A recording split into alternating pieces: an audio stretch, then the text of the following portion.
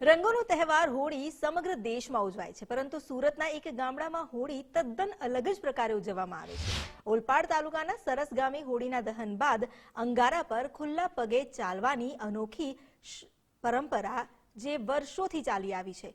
સરસ ગામની હોળીના દર્શન કરવા તાલુકા બહારથી પણ મોટી સંખ્યામાં લોકો ઉમટી પડે છે। શ્રદ્ધામાં ગળાડૂબ લોકોને અંગારા પર ચાલતા જોઈ તમે પણ આશ્ચર્યચકિત થઈ જશો।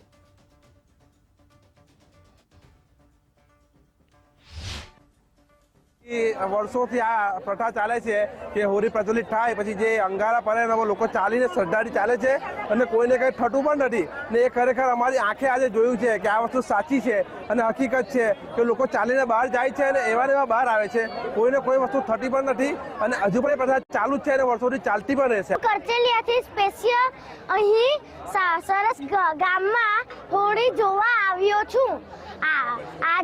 આ હોળી સળગ્યા પછી જે કોલસો હોય તેના પર બધા ચાલે છે। આ ભગવાનનો ચમત્કાર છે। 4 થી 5 પેઢીઓથી હોળિકાના ધગધગતા અંગારાઓમાં ચાલવાની પ્રથા છે અને હું એક નહીં બે નહીં એનાથી વધુ ફેરાઓ ફર્યો છું અને મને પગમાં જરાક પણ જજીલા કે દાજ્યો નથી। હું માતાજીની પૂરી શ્રદ્ધા છે એટલા મને કશું જ નથી થયું અને અહીંયા ઘણા બધા દૂર દૂરના યુવાનો પણ આવે છે ચાલવા માટે, એ પોતાની શ્રદ્ધાથી ચાલે છે, એમને પણ કશું થતું નથી।